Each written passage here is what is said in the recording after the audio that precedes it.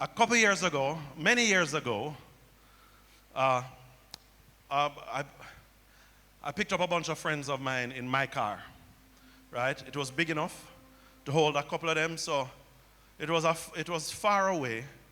This party was far away. It was up Stony Hill, Temple Hall. Everybody know that venue? So they jumped in my car and said, let's all drive together. I said, okay, well, I'll drive, right? And so we jumped in the car. We went up there. There was about 4 of them in the car with me. We met some other friends up there, but everybody drove with me. So we drove up there. We got up there. And we got there at about, let's say, 11 o'clock, right? At about 12 o'clock, just as the party started to get good, right? 12 o'clock, the party them start to get good. I mean, right after them play the soca. And I get that out of the way, right? And after them play the early warm-up music. How many of you know the early warm-up? Right? It was about 12 o'clock, and they started to play the good reggae music. You understand? All them attack can make them fret. Because you don't know you want it. Right? Just when our music started to play, right?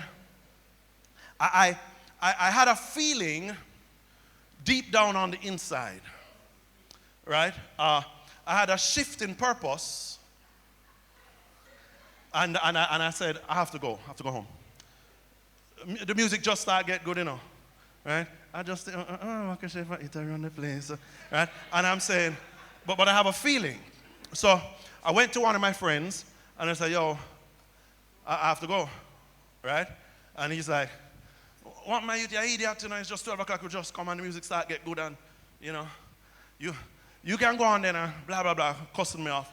And I'm just like, well, I have to go, right? And then I went to another one of my friends who was dancing on the dance floor, right? And this guy's dancing and doing his thing, and he's dancing, and I had to give him, I couldn't go too close to him, so from far I said, I had to sign language, because he's dancing, and he's going to say, me, I have to go. And he's over there, and he thought I was dancing with him. And I said, okay, he's not going to get it. I said, I have to go. I'm gone. Right? And then there was another one, and I went up to him, and I said, because he was in the corner, so I said, I need to go and say, all right, I'll come too, but you have to go give me like half an hour. I said, half an hour? I said, you don't understand what I'm saying. I'm saying, I need to go.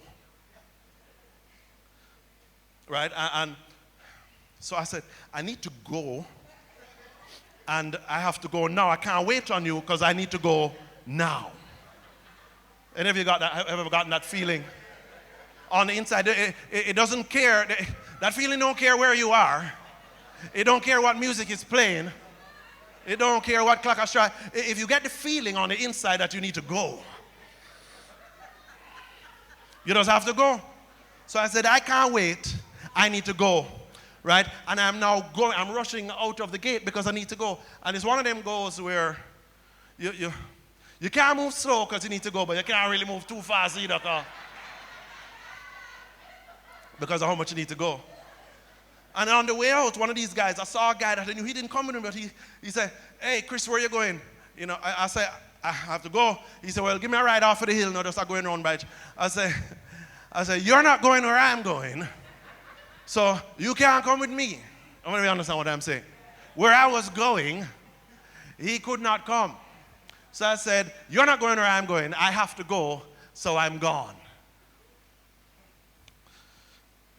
And I know that I went there with all of them, or they came there with me.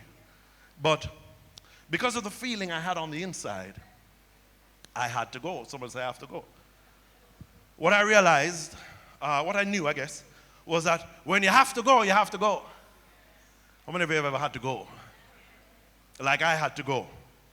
So there are times in your life where you get a feeling on the inside that you have to go somewhere, and just because them come there with you don't mean they can go where you're going. Sometimes you get a feeling in your belly, like me, right? That I had to go. Everybody know what I'm talking about by now, right? Some of you don't want to clap. But let's not pretend. Like we don't understand what it is like to have to go. And nobody can go with us. But we have to go. Somebody say, when you have to go, You have to go. There's a feeling on inside. You cannot, when you have to go, you cannot allow people to dictate when and where and how you go. Because you have to go. When you have to go, you have to go. Let me read a scripture for you. Genesis chapter 11, verse 31. Yeah. I just said I have to go. I was talking about the bathroom, right? But I had to go. All right. Genesis 11, verse 31. Check this out. Terah, the father of Abraham, right, took his son Abraham, his grandson Lot of Haran, and his daughter-in-law Sarai, the wife of his son of Abraham, and together they went out from Ur, and they were going to Canaan. They were going to Canaan. Next verse, the story shifts, right? And it says, but when they came to Haran, they settled there. Terah lived 205 years, and he died in Haran. So Terah was on his way going to where he needed to go to, but then him stopped and he settled down. And the Bible says that he died there. He didn't die where he was going. He died somewhere on the way to where he was purposed to go. You have to be careful in life when you're purposed to go somewhere that you don't die before you get there. I had an experience with my daughter, the first one, and she was being potty trained, since we're talking about going, since you brought it up. And she runs up to me, and she said, Daddy, Daddy, Daddy, you know.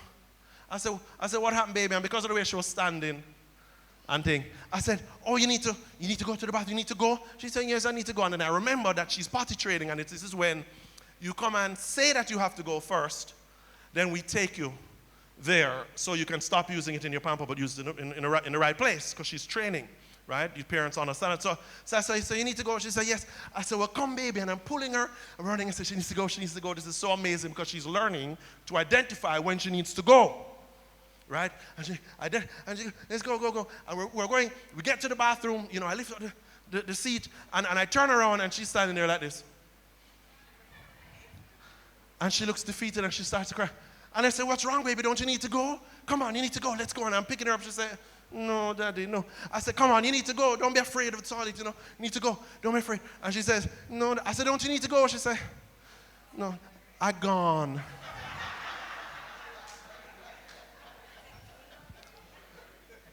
So somewhere on her way to going, she was gone. I don't know where she went, but somewhere on her way to going, she was gone. Yeah, you have to look at somebody and say, you need to go before you're gone. Make sure you go before you're gone. Say that, say, you need to go before you're gone. All right. Genesis chapter 12, one chapter later, right? God calls another man, right? The son of Terah now, because he's saying, I still want you and everybody inside of you to go, right? So he says, now the Lord said to Abraham, go, get out of that country, listen carefully though, and from your relatives and from your father's house, go to the place I'm going to show you. He said, leave that place, and he made sure to emphasize, leave all of your relatives them and leave everybody in your father's house. Don't take none of them.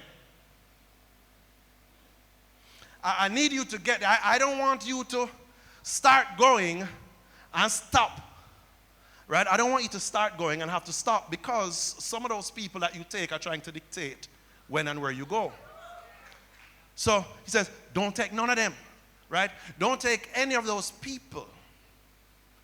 Here's what I've learned. I've learned that the biggest barrier of personal purpose fulfillment is people. The biggest blockage, the biggest enemy of personal purpose fulfillment is going to be other people in your life. So God was saying to Abraham, I need you to get going because the problem wasn't the place, the problem was the people. For some of you, The problem in your life is people. Your biggest problem could very well be the people that are in your life. That could be what is stopping you. I find it very interesting that we do a whole lot of stuff to protect ourselves from danger and from our known enemies. We do a whole lot of stuff to protect ourselves as mankind, as people. We do a whole lot of things, right? So what we do is, if danger can come from that side, we put up a big wall, right? And if danger can come from that side, we get some very big weapons and we point them that way, right? Then we go into our home and we put in grills. We put a grill on every window, put a grill everywhere that anything can come through and seal off everything else, right? And then we buy a big padlock and we lock it in an attempt to keep danger out. It's very natural. It's a survival mechanism.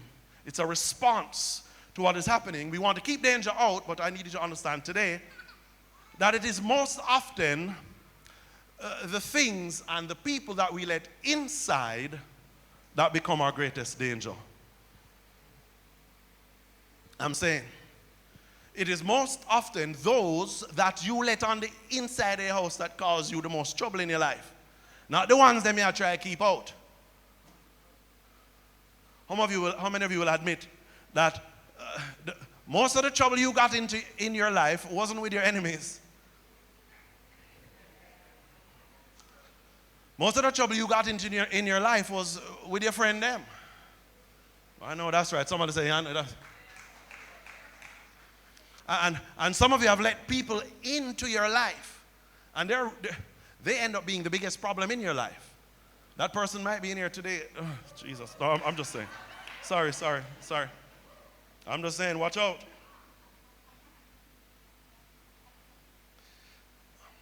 I'm going to give you a bunch of nuggets today. Somebody say nuggets, right?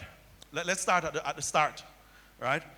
In the very, very beginning, Adam was in the garden, and he was there, and he heard Eve call him and make a suggestion to him. Okay? How many of you know that story? I'm just telling it from a man's point of view. From a man's point of view, he was over here. Eve was very close. Eve called him and said, why don't we eat this apple? And Adam ate the apple. Right? And because of what he did, sin entered the world. Sin entered him. Right? And then therefore entered the world. Right? I want you to understand that it was not the devil or the tree or the apple that tempted Adam. It was someone else. Listen carefully. What I'm saying to you is that there's always somebody in your life attached to your temptation and sin. When you check it out, I'm not blaming woman or Eve. I'm just saying that when you check it out, there's always somebody there. And it's better to be alone than to be in sin. Some of you have never, ever been alone. You always have somebody. You always have a boo or a bear, or whatever you call it. You can't remember when you never had somebody in your life. Right there. You'd be surprised at the price that you have to pay when you stop doing what God is saying to do what somebody else suggested. Adam ate of that tree and sin entered his DNA and his genes, and it has infected and affected every single somebody that has come into the world since then. Again, you'll be surprised. Or don't be surprised when you cannot pay the price for when you stop doing what God is saying to do what somebody else in your life is suggesting that you do. You can't pay the price for disobedience to God. When somebody else trying to tell you something.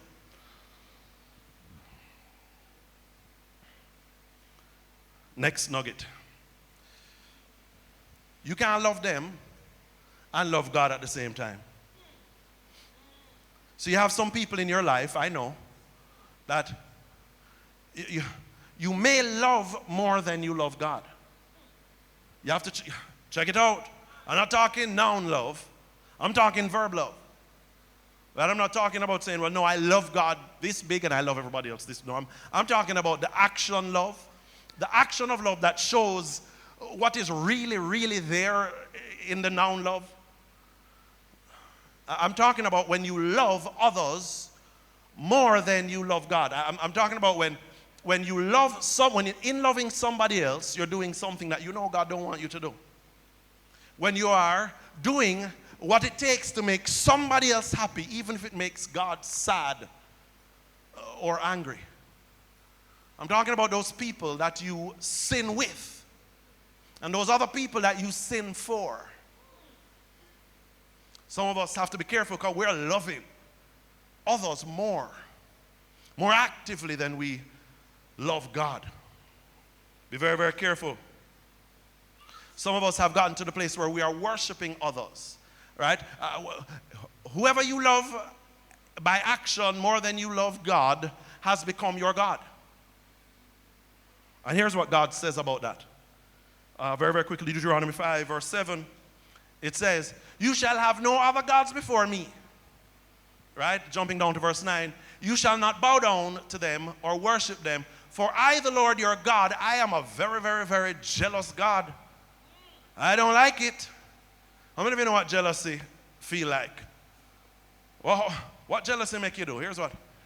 When I get jealous, God says, I punish the children for the sin of the parents to the third and fourth generation. Mercy of those who hate me. I'm just saying, he's not talking about how much love you have in your heart for God. He's talking about when you are actually loving somebody else more than you love God. He's saying that's punishment comes, right? And then verse 10, but I show love to the thousandth generation for those who love me by and keeping my commandments. Do what I say, not what they say. Right? Love me, God is saying, more than you love them. Well, what I want to know, because I know some of you are thinking of these people that you love to love so much, that you shouldn't love that much. Right? You're thinking of them, and I want to ask you a question. I want to say, can the one you are worshiping, that's not God, can they deliver the goods when stuff hits the fan? I mean, that person that you're loving so much, right? Can they deliver the goods? I mean, when the going gets tough, can they get going the way you need them to get going? I mean, when you need a miracle in your life, a shoulder can't help you. When you need a breakthrough in your life, boo can't help you with that. I'm just saying. When you need the right answer, just any answer can't help you. Just because they always have an answer for you. I'm saying, can they deliver the goods like God can deliver the goods in your life? They can't. When you need power, you don't just need another person. Who you need is God. Let's move on. They are not going to change. This is just something you have to come to grips with. Them not going to change. You're trying to change them. Here's what Jesus said, Matthew chapter 10, verse 14. And if anybody will not welcome you or heed your words, shake the dust off your feet when you leave that place. Here's what Jesus was saying. Jesus was saying, right, when you are going in to share the gospel, right, if they don't receive you and they don't receive me, then they won't change, so turn around and shake off the dust off of your feet. It's on them. That's what that idiom means. God is saying, in sharing the gospel, if they don't take it, then shake off your feet because they won't change. Jesus said this. What some of you are doing is you are sharing, if in sharing the gospel, Jesus is saying they won't ever change, then why should you go and share your heart with somebody and believe that they're going to change? What I'm saying is, some of you, let me read this quote. It says, Someone who does not want to change into who God wants them to be will never change into who you need them to be. Some of you, after a long time, are still with those people with dust all over your feet, talking about, God told me to stay. God never told you to stay.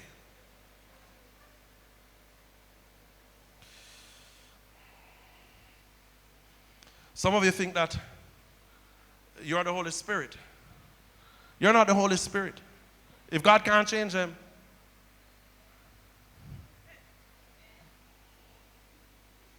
are you sure, Pastor Chris, isn't there like a loophole where I can just abort purpose to stay with a person? There must be somewhere in the Bible, Pastor Chris, where I can stop going where God wants me to go to stay with this person because I don't want to go without them. You don't really want to go. When you want to go, you go.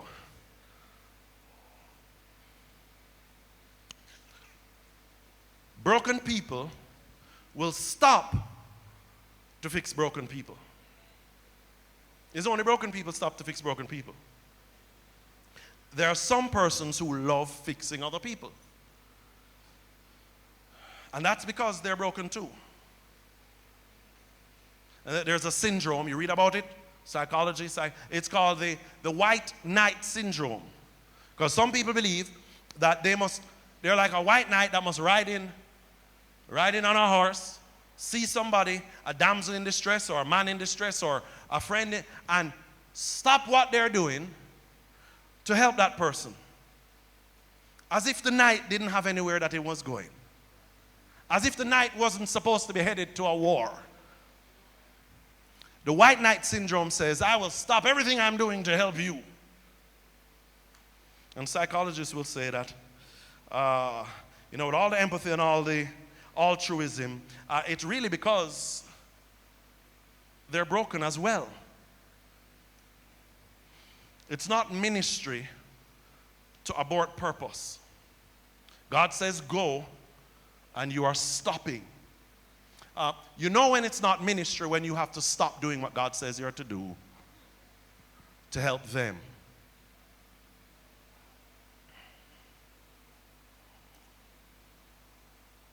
You know when you keep stopping. You know when you keep stopping, right? Next. Actions speak a whole lot louder than words. I'm talking about when you're dealing with people. I want to encourage you to watch their actions and not listen to their words, because some of them are saying that they're spiritual. Some of them are saying that they're religious. Some of them are saying, them love God, them like God, or them love God, but them don't really like church. Right? And some of them are saying all kinds of stuff that you are accepting. Meanwhile, they're not loving God. You actually see them in their actions, love themselves and love sin. You have to be able to be honest and watch actions and not just words. I know some persons that are holding on to somebody's words. Meanwhile, their actions are beating them up. Hold on to my words while I beat you with my actions. I'm not so quiet. Here's what it is. Here's the biblical principle. God is saying, stop looking at the leaves. Stop listening to the leaves and look for fruit. They have leaves, but they don't have fruit. Here's what Jesus did when he saw a tree that had leaves but didn't have fruit. Mark chapter 11, verse 12, it says, the next day they were leaving and they were going somewhere. Jesus got hungry, right? Seeing in the distance, he saw a fig tree in leaf, whole heap of leaf. He went to find out that it never had no fruit. When he reached it, he only found leaves. Leaves. Him hungry and him go and him don't find no fig fruit, right? And Jesus said, anything that has leaves that don't have fruit. And Jesus cursed it and said, you're as good as dead. Some of you need to call what is dead, dead in your life. In other words, when Jesus finds something that's unfruitful, he curses it and he leaves it to die. Some of you are, when you say a tree that have leaf, you are under the tree finding shade. Some of you are building a tree house with a dead tree, in a dead tree. You understand what I'm saying?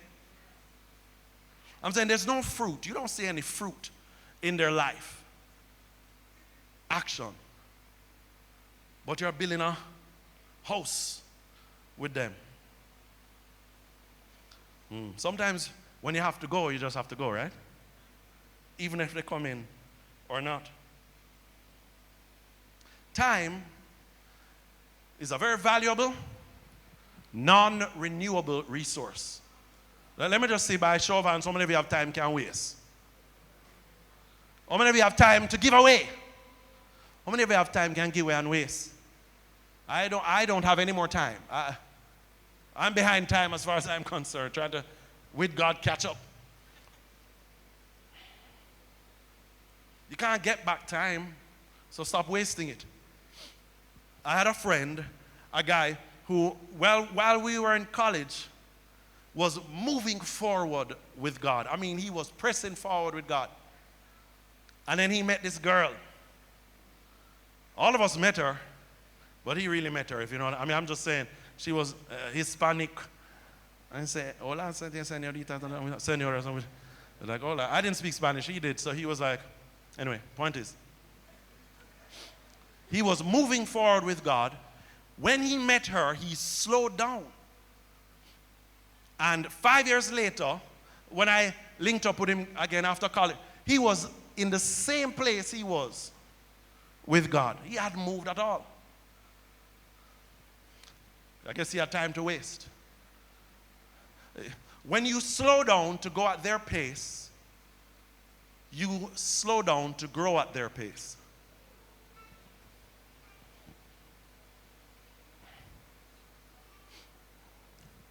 When you slow down because you want them so much, right? To go at their pace, you're going to end up growing at their pace. All right. I knew a young lady who met a young man and gave herself to this young man. And she thought, well, she knew to herself, knew within herself that he would change one day. Right? She said she knows he can change. Deep down inside, he's really a great person. That was in her mid-20s. Now, she is catching 40, and she's still with him. And he hasn't changed at all. Don't feel sorry for him, because she hasn't changed either. That's a whole lot of time to give to a person. That's a whole lot of time to give to a person who is not going where you're going, or is not growing where you should grow. I don't know how many of you have time to waste, but almost finished. You may very well end up just like them. When you hang around people, you start to behave like them. Right? You start to look like them, walk like them, talk like them, smell like them. It's true. Right? When I used to go, like I go to the mall, I go out with some people, right? And this is not like during school time or anything. How many of you used to go Sovereign Mall? Not Sovereign Mall. New Kingston Shopping Center, I'm talking about. How many of you know New Kingston Shopping Center? Right? If you don't know it, you're too. I remember I'm in New Kingston Shopping Center one time. I'm with my friends, right? And this was on the weekend, and I saw about 4 girls coming to me, and I said to my friends, yo, see some immaculate girls coming? And they say, oh, how you know them going immaculate? I said, trust me. I said, because of the way they walk. First of all of them walk the same. I know you guys waiting on me to do it. I'm not doing it. So the immaculate girls have a glide that they've learned. Well, when they got there, they had to learn it in orientation, and they were all walking like this in sync. I don't know where. Not true. You get a little old, they stop walk like that, but when you're in school, when you have the Andrews girls, they walk differently, you know what I'm saying? Yeah.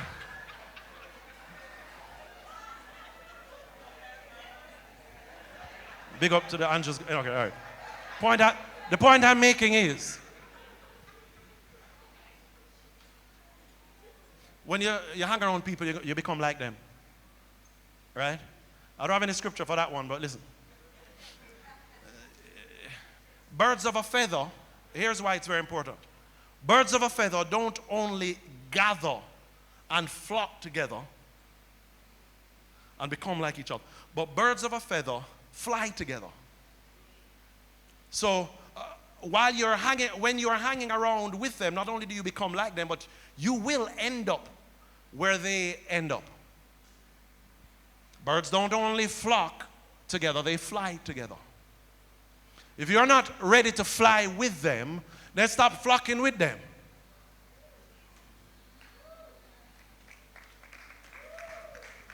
Next. We're almost finished. Just because they helped you to get to where you are doesn't mean they're going where you're going. There's some people who helped you. Some people that made you belong, made you feel like you belong. There's some people who made you feel better about yourself. Some people that got you to a place. But that doesn't mean that they're going where you're going. And when you need to go, you need to go.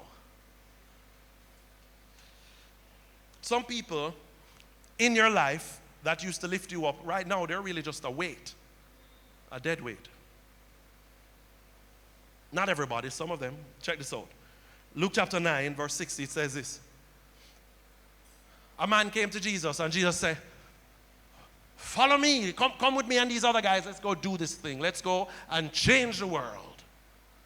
Right? Because the guy was like, I want to come, I want to follow. Jesus said, well, follow me, let's go change the world. And the guy said, hold on 1 second, I have to go and bury somebody.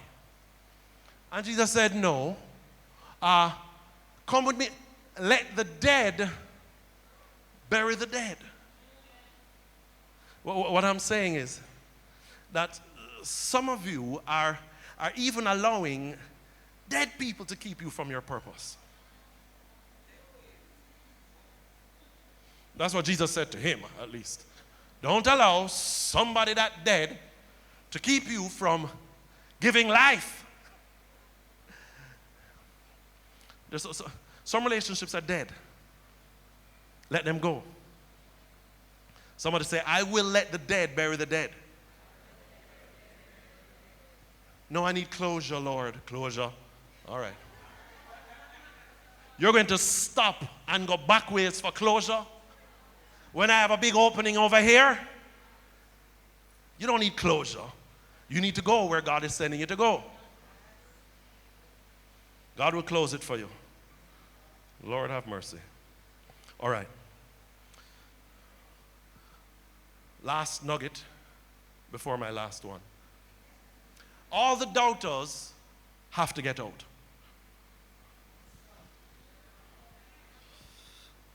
Some of you driving in a car full of doubters. Some of you have to go and you have a whole lot of people in the car. And you need to go. All right. Matthew chapter 9, verse 23. There was this young lady. She had actually passed away or was very close to dying, right? And she was there when Jesus entered the house, verse 23, Matthew 9. When Jesus entered the house, the house of the synagogue leader, he saw the flute players and the noisy crowd. They were playing the funeral music, and the crowds came, and because they heard somebody died. Verse 24, and Jesus said, move from here, sir. Or in Greek, go away. No, that's English. He told them, he said, this girl is not dead, man. She's just sleeping. And they laughed at him because they were doubters. They were haters. They were unbelievers. They didn't believe in God and they didn't believe in Jesus. Let me just take a moment to say, people in your life that don't believe in God, I'm telling you they don't believe in you either. It's just a matter of time before they're going to laugh at your foundation. Anyway, verse 25. After the crowd had been put outside, all of you that do not believe, you go outside. Jesus went and took the girl by the hand, and she got up. When the doubters were outside, he was able to release this girl. That's when he had his release. What I'm saying is that faith is the requirement for being around Jesus. When Jesus was going to do and be all of what he wanted to do, when Jesus was going to be the Messiah, the only kind of people that could go with him are people that had faith. If you don't have faith, come out of my car, come out of my life, come out of the house, because I have somewhere to go and I have something to do. So Jesus said, come out. The only requirement is faith. Do you have faith? If you have faith, you can go. If you believe in God and believe in me, let's go. The requirement is faith. It's not if them cute. It's about him cute, Pastor. Right? Cuteness is not the requirement. Smart is not the requirement. The requirement is faith. Muscles is not the requirement. It's faith. Tall, dark, handsome, all of that. That's not the requirement. Can make you laugh. That's not. He has to have faith. I don't care how them walk. I don't care how they talk. Right? It could be a father, it could be a mother. If they don't have faith, guess what? Somebody say, I have to go. I gone. Before I gone. Lastly,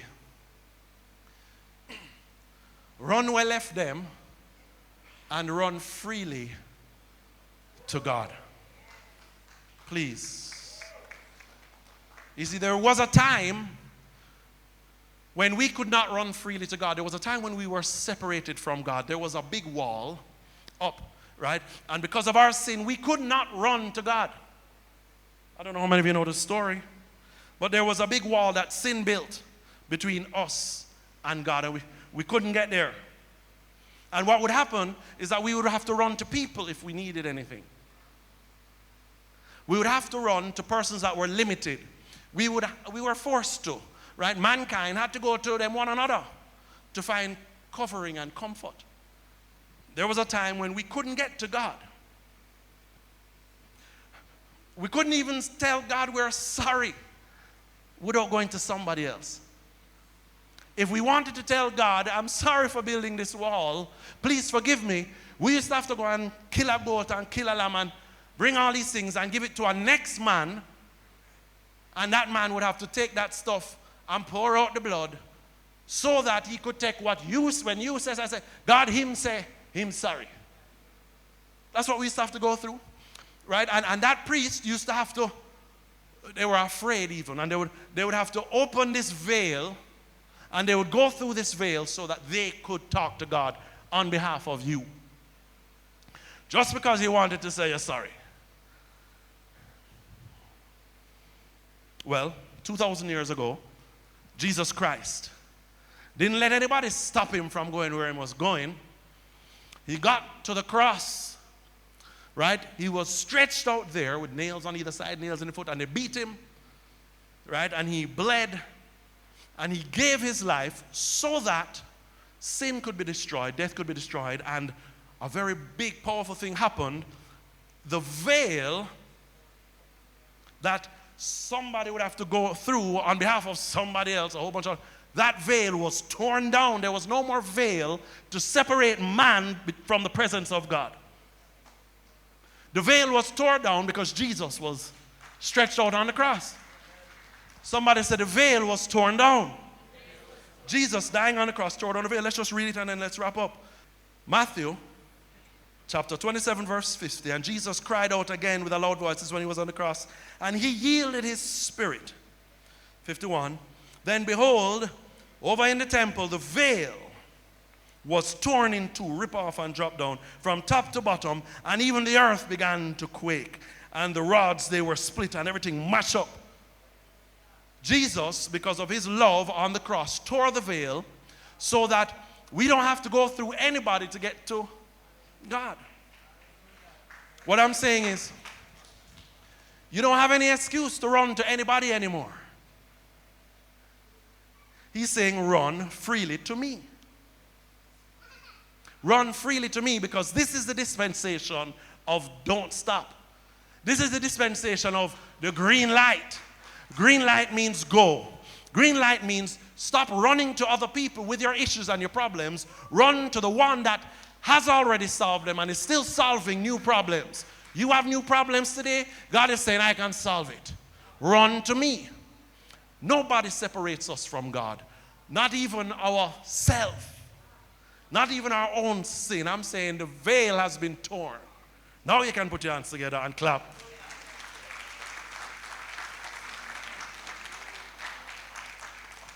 Because the veil has been torn.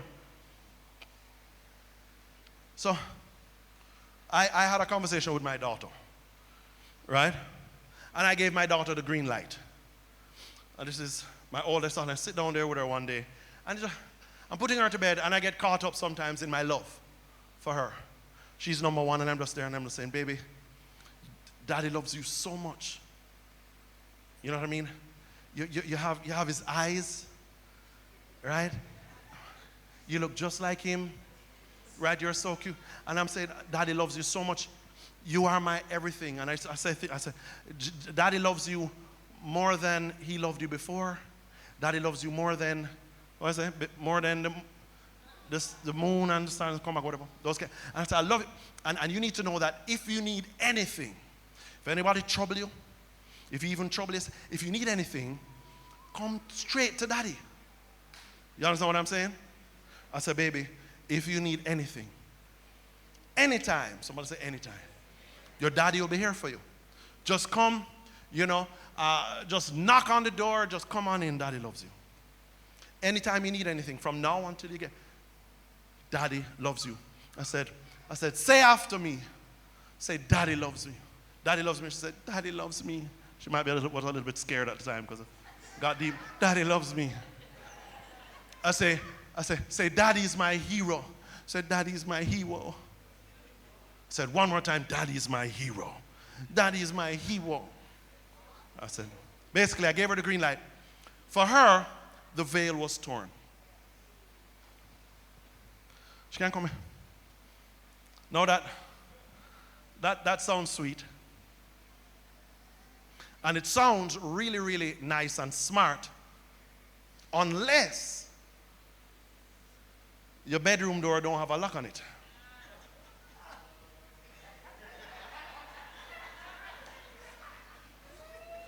How many of you fathers understand what I'm saying? I'm just saying, it sounds good. You can run on in anytime you want. Unless your bedroom don't have no lock on the front door. Because after Daddy's big speech and after the green light had been given, 2 weeks later, when Daddy was with Mommy in that room, and Daddy was trying to be Mommy's hero. I'm just saying. 2 weeks later, when Daddy was giving Mommy the red light special, my daughter still had the green light special. And all we heard was, bam, bam, bam, bam, bam on that door. Open up, Daddy. And that door flew open and she ran in. Daddy is my hero. And I'm saying, no, I'm Mommy's hero. Get out. Daddy will be your hero tomorrow. All right, no, just give me 15 minutes. And Daddy trying to turn off the green light. Somebody said the veil was torn. Can't sew it back up now. Somebody said the veil is torn. I'm just saying.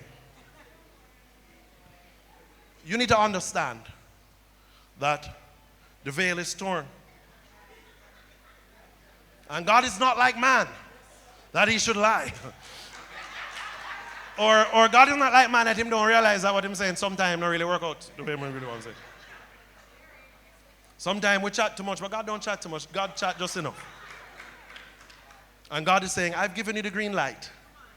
Anytime, with anything, you can run to me. And you should run and barge into that door and say, God is my hero. God is saying, I'm here for you with whatever you're going through. I'm here for you. And I need you to run to me and tell everybody else that I have to go. Right? And if you're not going where you're going, you have to leave them behind. The veil is torn.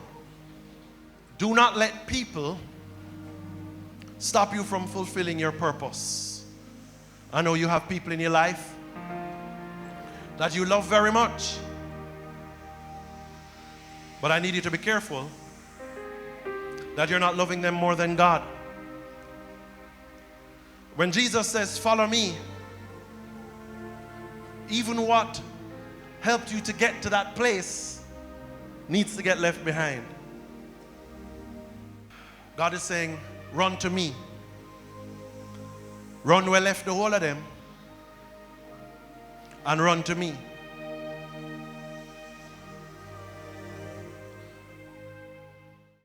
Hey, thank you so much for watching us here, Go for God Family Church on YouTube. Why don't you go ahead and hit that subscribe button to ensure that you get all of what is new from Go for God Family Church and to ensure that you don't miss anything.